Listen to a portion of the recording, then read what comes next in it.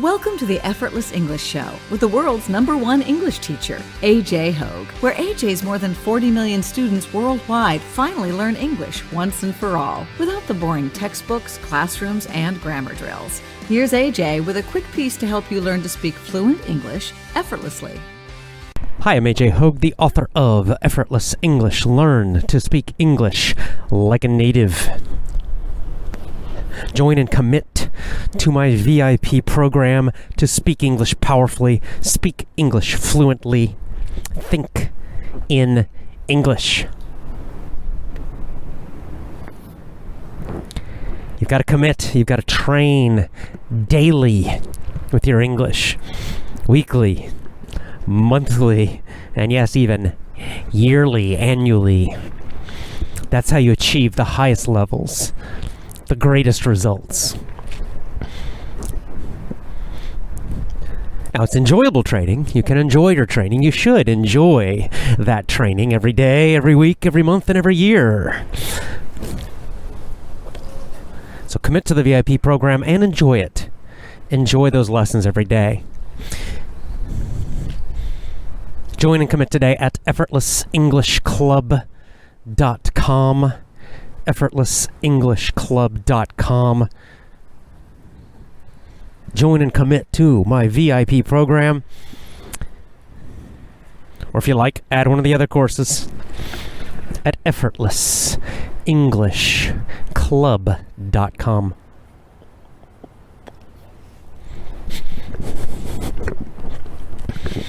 There's a kind of sickness, I'd say, in our modern world that a lot of people suffer from. A lot of people suffer from a feeling, a belief that they have no purpose in their life. No purpose. That's what when people say, my life has no meaning. I think that's what they mean, really. I think what they're really saying is they feel their life has no purpose. Yes, they have goals. Yes, they have activities and they do things. They may have different successes. But there's not a feeling of a larger purpose.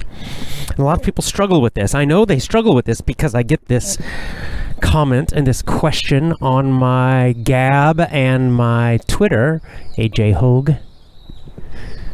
I get on both. These comments many times. AJ, how do I find my purpose? AJ, I don't have a feeling of purpose in my life. How do I find it? Or how do I create it?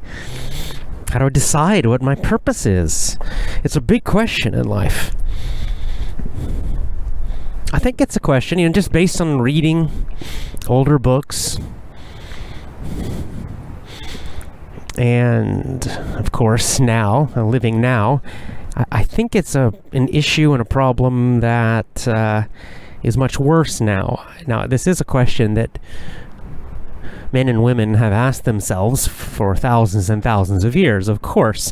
But I think they had less trouble with it in the past. And that nowadays, so many people suffer from this. They seem so lost. And it's all ages. It's all ages. Now, I think young people particularly struggle with this. When I say young people, I mean people in their, teens and 20s, but even people in their 30s and 40s. And the truth is, a good number of people for their whole lives. So right into their 50s and 60s and 70s and right up to the end. Never feeling any sense, any belief, deep feeling of purpose. There are many ways to answer this question. In some ways, the book The Alchemist is about that question and gives some ideas about how to answer it and how to find it for you, for your life. Today I'm going to give you something very practical, a very practical way to get started on this question or to find at least an answer to this question. Okay, there doesn't have to be just one, by the way. You can have several purposes in your life, through your whole life. You can have more than one, it's okay, but I think that a lot of people would be happy to just have one. Because it's kind of a painful feeling, right? When you feel like I don't have any feeling of purpose. I don't have any deeper meaning in my life. Like I've got all these nice things, and I'm busy doing all these activities, but somehow they're not satisfying. There's something missing from it all.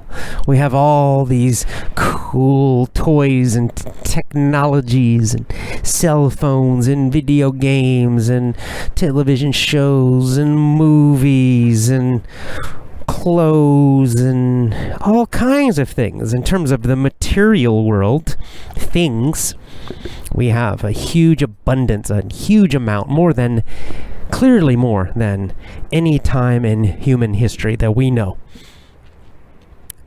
You are living in the most abundant time in human history. Abundant means having more than enough.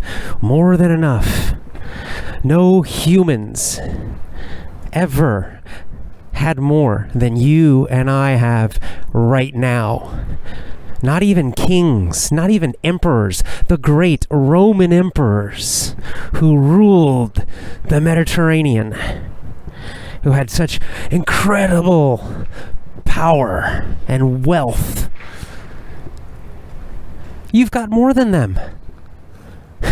Even if you live in a basic apartment like I do, they didn't have central heating and air conditioning. They didn't have air conditioning at all. When it got really hot in the summer, guess what? They were hot.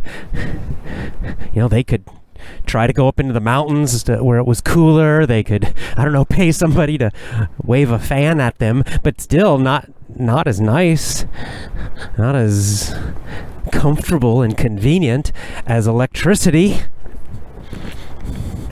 You just push a button and your room gets ice cold in the middle of the summer. Or, even more importantly, in the coldest day of winter, you push a button and your whole house or your whole apartment or your room gets nice and warm, like summertime.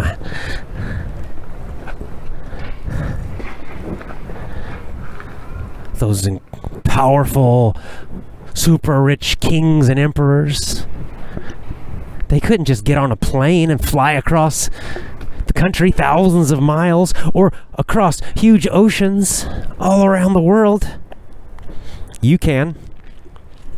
Even if you don't have much money, you could get a job, you could save, and you could travel. Or you could get on a bus if you don't have much money. It's still much easier than what they had to do. Even the kings, even the emperors, they had to get on a horse and ride and ride and ride for days and days and days and days.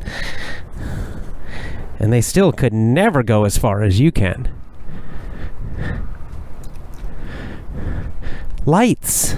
Think about that. Lights. What did they do at night? They had to have candles. Not so easy to read by candles. You have to have a lot of candles to be able to read inside at night. And they're a little dangerous, right? They can catch fire. Or lamps, oil lamps. That's another thing they had. You push a button, you flick a little switch, and you, in the middle of the night, your room or your house can be bright like the middle of the day. All night long if you want to.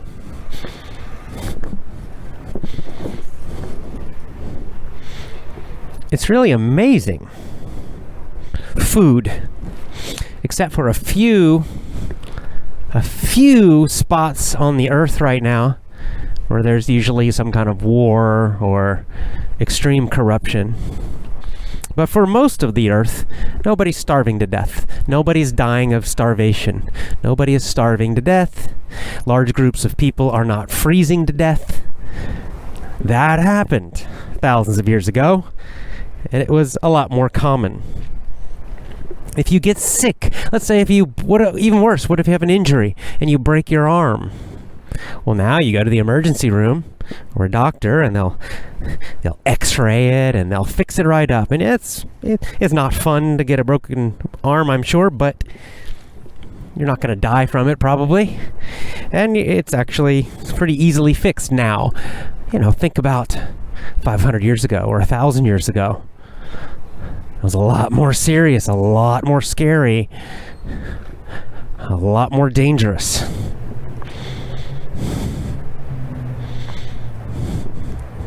You can walk into a supermarket, a grocery store, and you have a huge choice, a gigantic choice of foods often from all over the world now. You can get on the internet, click a button, and order something from the other side of the world if you like, and it will be brought to your doorstep, right to your door. You live in, if you just look at just the material, right? Just the material world, just of things, of comforts. You live better than the richest, most powerful kings and emperors. Better than the pharaohs of Egypt, better than the Roman emperors, better than the Chinese emperors, better than the Japanese shoguns, better than all the kings of Europe, better than all of them. You have more available to you than they ever did. Quite amazing, really. But do we appreciate it usually? Nah, we don't, because everybody else also has all of those things too. And the way we humans usually think is we're always comparing ourselves to others, right? Our neighbors looking around. So even though we have far more than the emperors and kings of the past, do we feel super rich? We don't, because we look at our neighbor and, they've got a more expensive and nicer phone than I do, or they've got a bigger house than I do, or a nicer car than I do, or more money than I do, or whatever, nicer clothes, blah, blah, blah, blah, blah. Instead of appreciating this incredible wealth, and it is wealth, we are all wealthy. If you look at it from history, instead of just your neighbors right now, we're all super rich. Every one of us living like a king.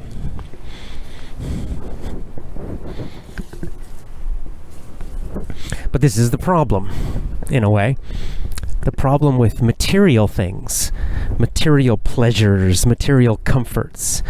They're nice, and at a certain level, of course, they do make us happier. If you're starving to death and you get some food, you're a lot happier. Okay? If you're freezing and you get some nice warm clothes, you're much happier. But after those needs are met, more and more and more stuff doesn't really make you a lot happier. Just getting more and then more and then more and then more. Eventually, you don't really appreciate it. It doesn't really add much to your life, right? I mean, if you have one nice car and you get a second nice car, does it make you happier? Maybe a little. What if you get a third nice car? What if you buy 10 cars? What if you buy 20 cars? What if you buy 100 cars? Does car number 100 make you just as happy? It doesn't. Right? There's a limit. Because you just don't need it. It's far beyond your needs.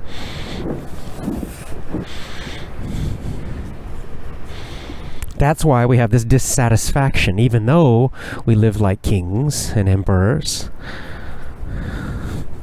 We're not satisfied, because what really gives us a feeling of satisfaction, deeper happiness, is not those physical pleasures, and it's not those things. The psychologist Maslow wrote about this. He called it the hierarchy of needs. And at the bottom are the basic survival needs, right? You need food, you need shelter. Of course, if you don't have that, you're going to be unhappy, probably. But once you have those, then you start to look for, naturally, as a human, things that are more internal, deeper, social, emotional, mental, and ultimately spiritual.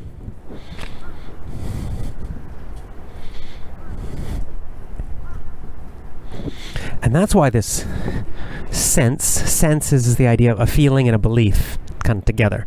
This sense, this feeling, this belief of having a purpose in life, meaningful to you, meaning important to you, meaning it gives you a feeling of happiness, is so important.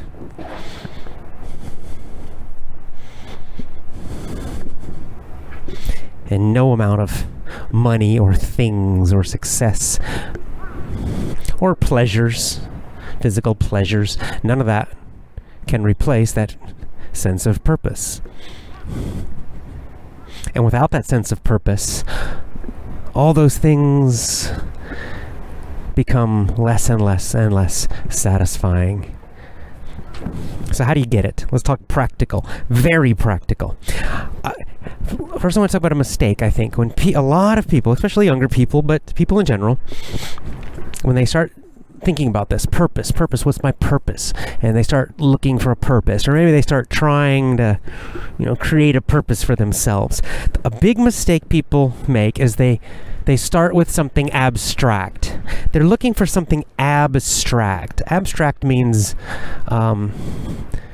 just only in your mind. Can't touch it, can't see it, can't hear it, can't feel it. In other words, a lot of people, when they think of purpose, they think of an idea or a cause. And this is very dangerous, and it's also not satisfying. I'll give you an example that I don't like, as you probably know. Some people will say, my purpose is to help the communist revolution. I will help the communist cause internationally. That's just an idea. There's no communism. You can't touch communism. You can't taste it. You can't hear it. Right? Communism is just an idea. It's just a system of ideas of controlling and crushing other people, basically.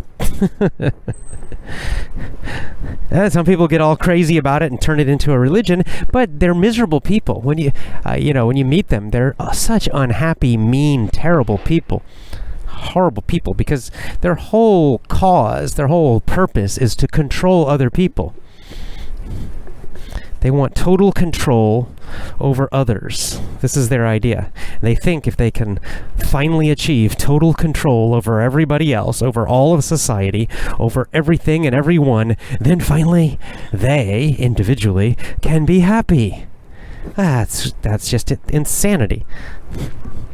It's also evil.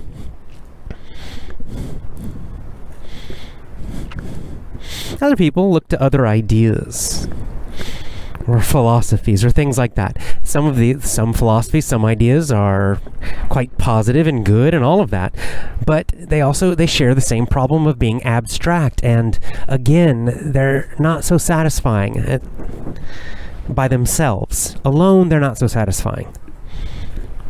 So when I say practical, here's what I mean. And tangible means something you can touch, feel, see, hear.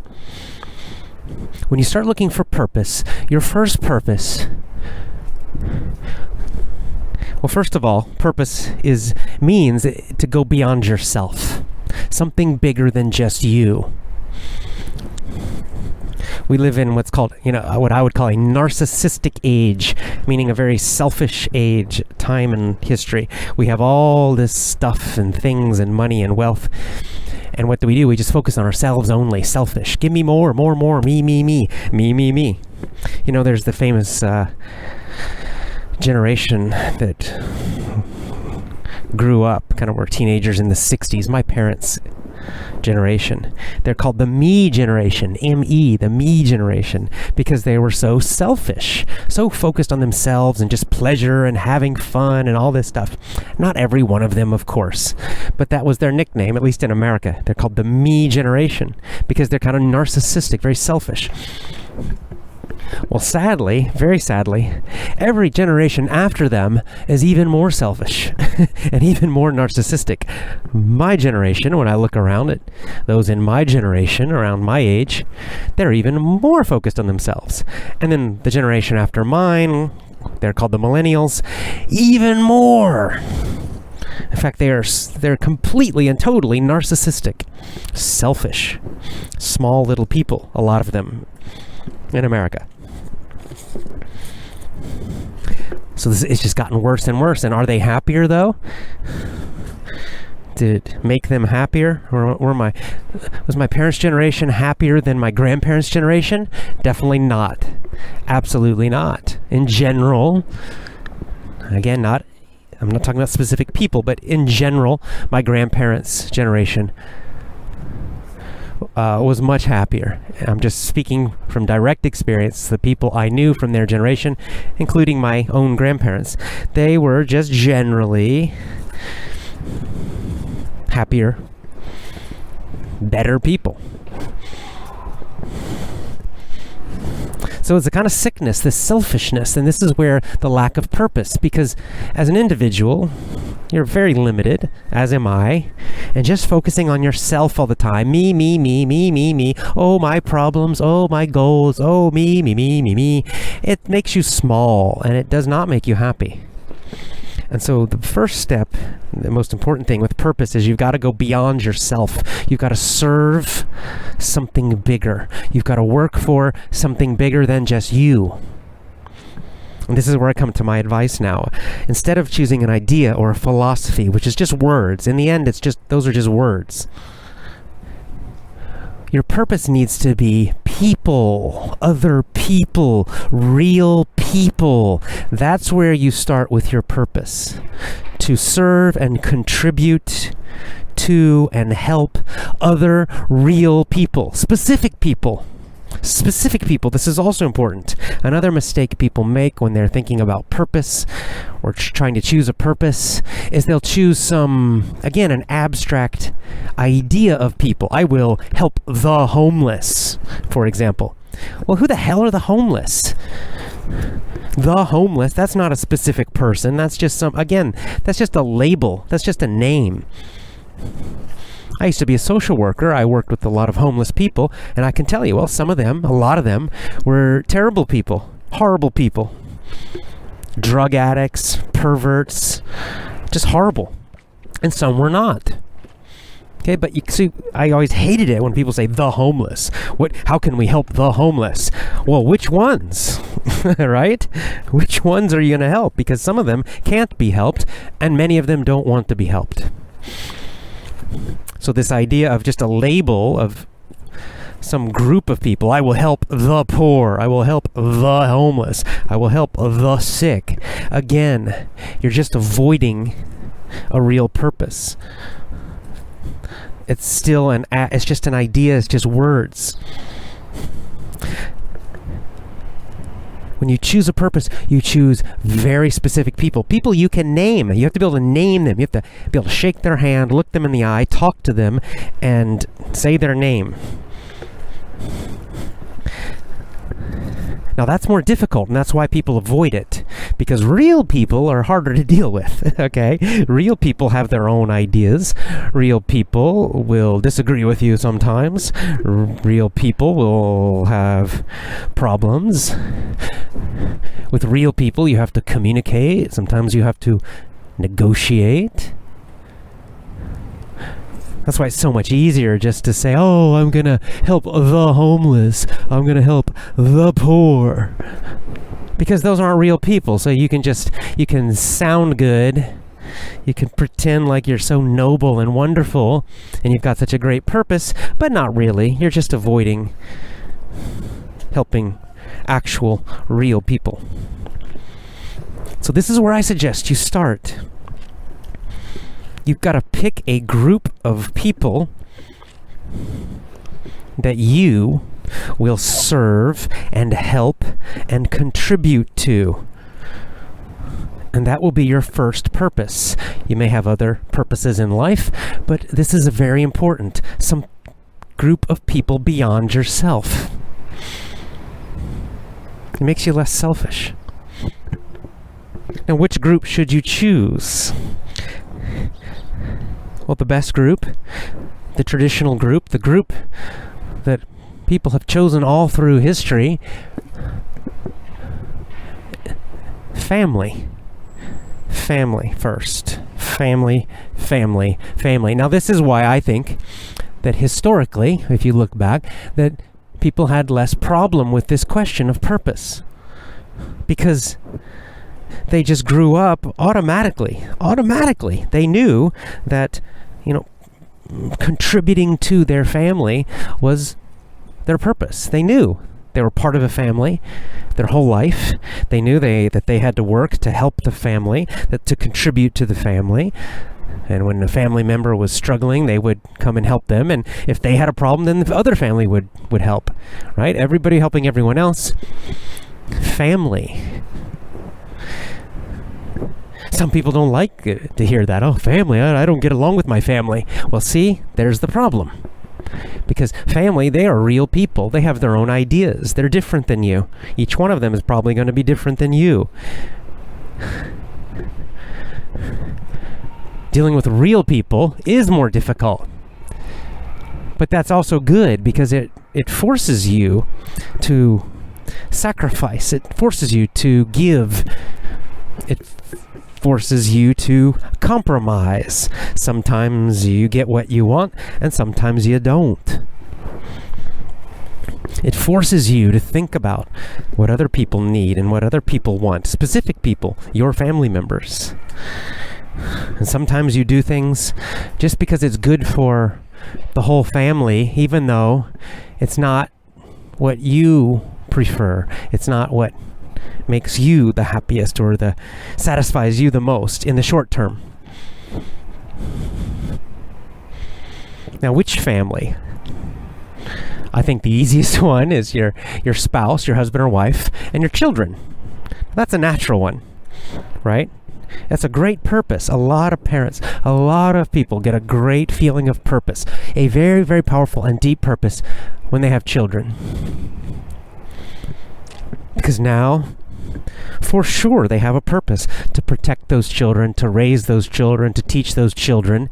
And every parent knows that requires you as a parent, as a mom or a dad, you absolutely definitely must do many things that are not convenient for you. You can't be totally selfish. Well, I guess you can be totally selfish as a parent, but that makes you a very bad parent.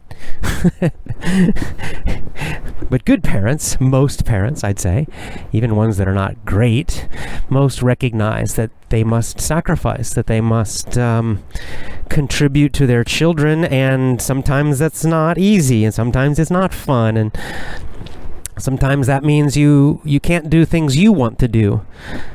When you have babies, sometimes it means you don't get to sleep very much. And that's kind of sucks, right? And sometimes it means, you can't go on a vacation you wanted to go on because your child's too young and you can't really do that. It's not good for them. And in the short term, all those things, maybe they kind of seem like, well, that's no fun. How can that make me more happy? It's going to make me less happy. But it doesn't. It's quite the opposite, because what you're doing is you're sacrificing your small, meaningless desires for pleasure, for convenience. You're sacrificing that for something bigger, your children, your family as a whole, love, connection, giving, contribution, teaching, helping. And those sacrifices will actually make you much, much, much more happy, much happier in the long run. After weeks and months and years, you're much happier contributing to and helping your children and developing that great love with your children and your wife and your husband. Well, probably not and your husband, wife or husband. Right? Much more than, some small inconvenience. some short-term inconvenience.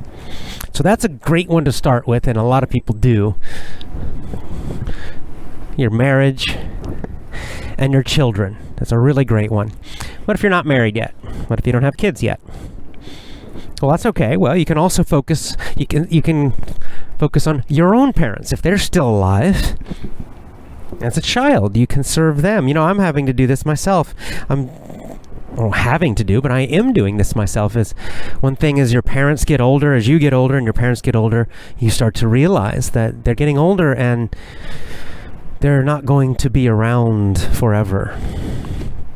And you start to get a feeling of like, I don't know how much longer they're going to be around. Maybe only a few more years. And then you feel quite strongly the need to and the desire to contribute to them, to help them, to connect with them, to make them happy. Not so much to make yourself happy, but to do things for them. Well, it's great if you start that at a young age. You can do that at any age. You don't have to wait until they are old and you're getting older. You can do that right when you're 20 years old if you like. Try to really understand. A lot of young people especially, they make no attempt. They don't try to understand their parents at all. They're very selfish. Now, I'm not criticizing you because I was the same. Exactly the same. When I was in my 20s, I did not think about my parents at all.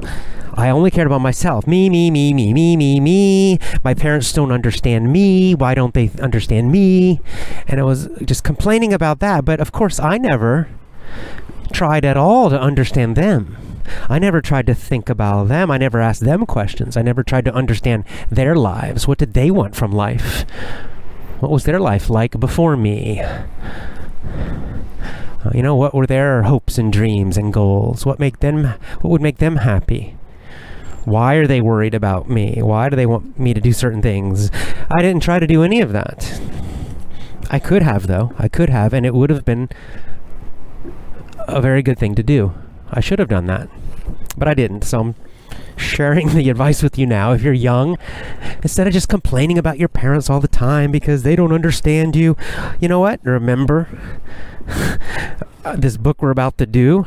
First understand, then be understood. So instead of, as an adult child, instead of complaining about your parents not understanding you, what if instead you worked hard to understand them? What if you decided that that's part of your purpose, is to help them, contribute to them, connect with them, understand them? And don't worry about them understanding you. Maybe they never will understand you. Maybe that's okay.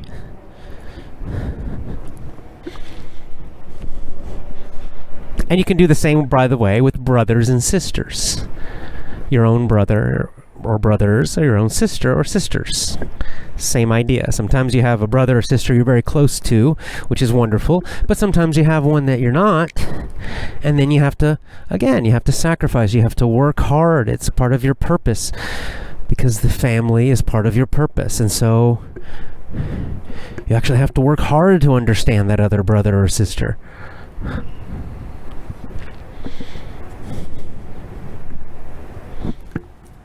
So that's a great place to start, is your family.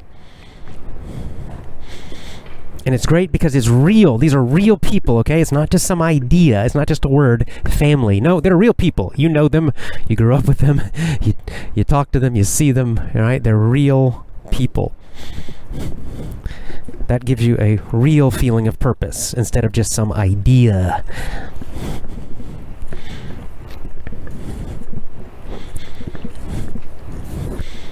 You can start with family. It's a great one to start with. What if you already have a good connection with family and that's going well, or maybe you don't? Well, at the next level, you could focus and make your clan your purpose. This also was historically, if we look at history, this is another purpose shared by most people. Most people were born into a clan, C-L-A-N, clan. This is just a way to say your extended family, your big extended family. Right? Of course, you had your family, your mom and dad and brothers and sisters, and also your spouse and your own children. But then if you start going into your big, big, big extended family, now you have grandparents, cousins, uncles, aunts, second cousins, third cousins, right? Great aunts. It becomes much, much, much bigger when you start to include all of the brothers and sisters and cousins of your uncles and your aunts and all those big, more distant family relationships. Some clans can be very big. And again, traditionally, historically, clans would be very loyal to each other. And there was also this idea of purpose where everybody would contribute to the clan, that it was part of your purpose in life to help the clan and to contribute to the clan. And of course, they would protect and help you too.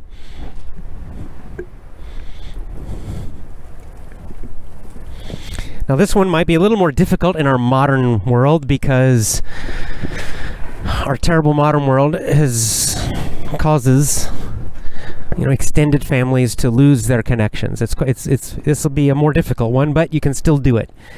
Or you could at least choose some of your extended family. And like what if you have an aunt who's alone? It's not who maybe her husband died or didn't get married, doesn't have kids, and you're the nephew or the niece. Well, if you think about it, you might realize maybe she's kind of lonely. And if you had a good relationship with her, you give her a call sometimes. Go visit sometimes. Include her in some of your family activities and make that part of your purpose to, contribute to her and give her a feeling of connection and belonging to your family. You could give her a lot of happiness. You could do the same with an uncle or an aunt or cousins or grandparents, great-grandparents. Why not? You could just do this yourself. You don't have to ask anyone else to do it. Just be a leader and do it yourself. What a great purpose that is. And again, it's real people, right? Not just ideas. It's people, specific real people. Now another group of specific people you could do this with, choose as your purpose, would be your closest friends. I mean, those real friends that you've had for years and years and years and years. Not just the people you hang out with. It's hard to have a feeling of purpose with people you just met or you haven't known for very long. But if you're lucky, I hope you have some friends you've known for many, many, many years. I do. And they most certainly, I consider them, I think of them as family, for sure. I have a few friends that I consider they are my part of my family. They are part of my clan. Absolutely. And so therefore they are also part of my purpose. I make a good effort to see them, even though we live very far away. I make an effort to talk to them on the phone frequently. I make an effort to text message them very often. And of course, if they ever needed my help, I would help them out. And they do the same for me. And we make an effort sometimes to go on trips together, to travel together, to do things together. It's part of my purpose. So you could do this also, close friends.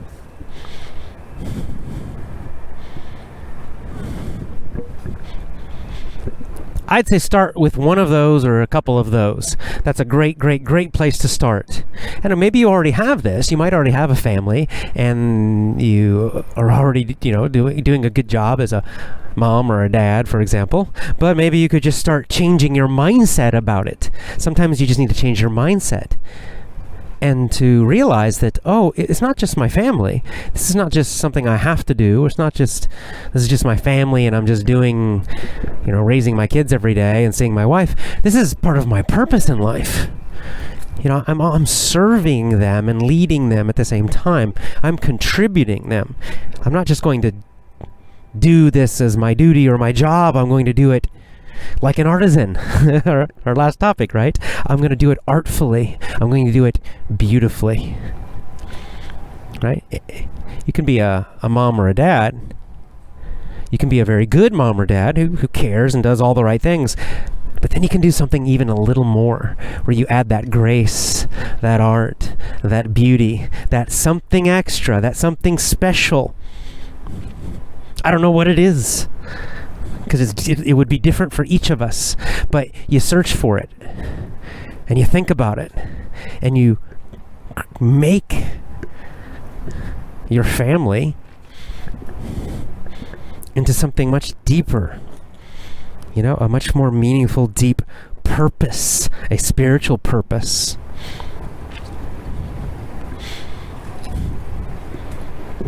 And you could do the same again with your extended family.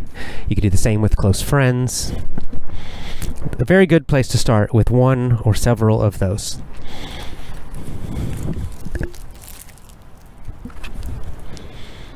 Once you do that, you could then add another level, another layer, another group as a purpose. Now this is where you expand now. You're going to go beyond those people who are really closest to you, and you're going to expand out into your community. But again, specific people, okay? Not the homeless, not my town, right? That's not real people. You got to choose specific people. So for example, a team.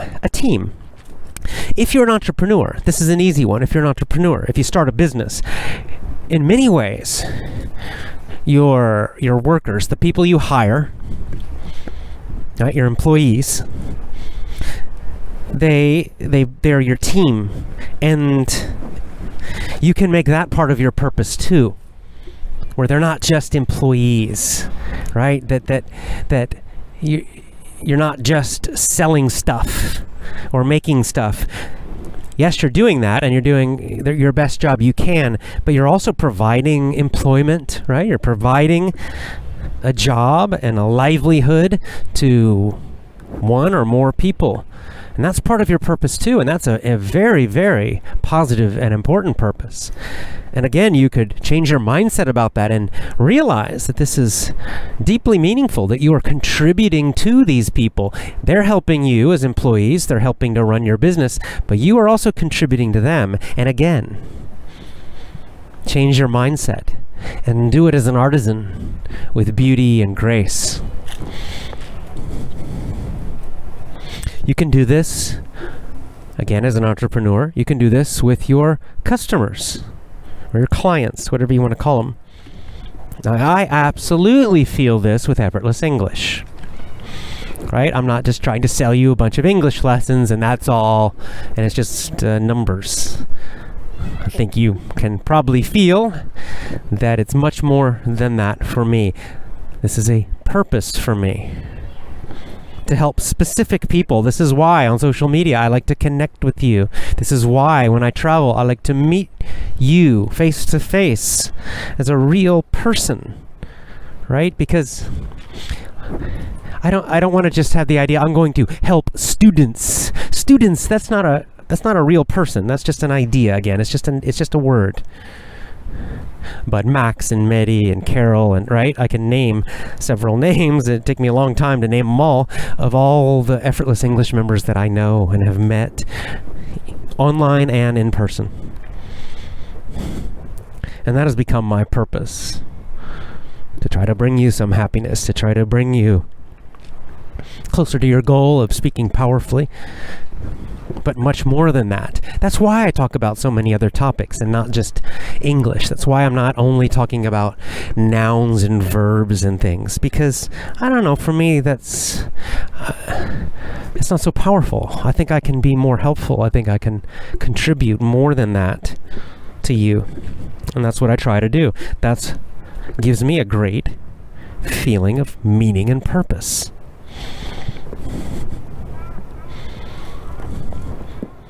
You could do this as an employee too, working for a company. Again, part of your purpose. If you believe in the company, if you think they're doing good things, well, that could give you a feeling of purpose. If you don't, well, then maybe you connect with your coworkers, and that gives you some feeling of purpose. And if not, then hey, no problem. Then maybe work's not going to be part of your purpose. Maybe work is just for money, and you'll find your purpose somewhere else. I did that for many, many, many years, and that's fine too. What's different about a team is that it's voluntary. A team you choose your team. It's a group of people that come together and they choose to come together, right? Family, you don't really choose. It just happens. You do choose your close friends, but even then that can become something more than just a choice. Maybe when you first meet, you become friends, but then that loyalty gets stronger and stronger. And even if you become very different in life, and even if you go very different directions, you've chosen and you have created something special that becomes like family with those people. Those are very special friendships.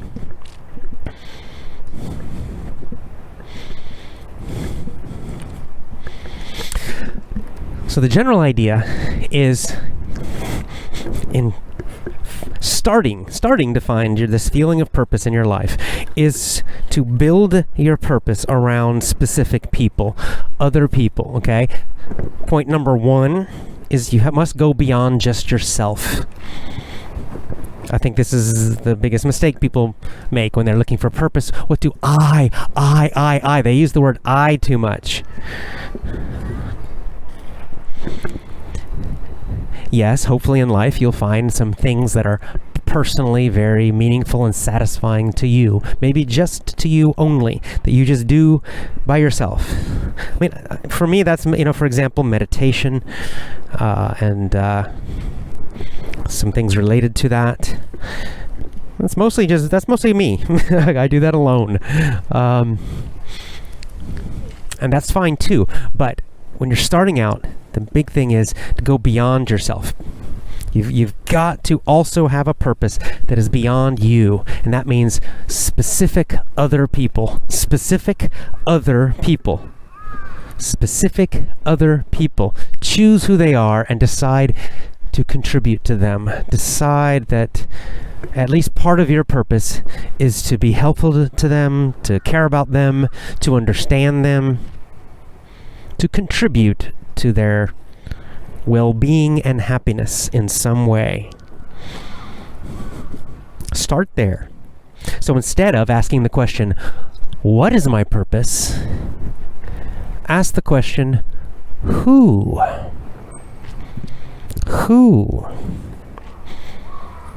Who is my purpose? And as always, train with me, commit to my VIP program, and speak powerfully, think in English. Commit, train English every day. You will reach your goals. You will. Join my VIP program. Commit today at effortlessenglishclub.com. effortlessenglishclub.com. Add that pronunciation course too. Get them both. And my other courses also at effortlessenglishclub.com. effortlessenglishclub.com. Go now.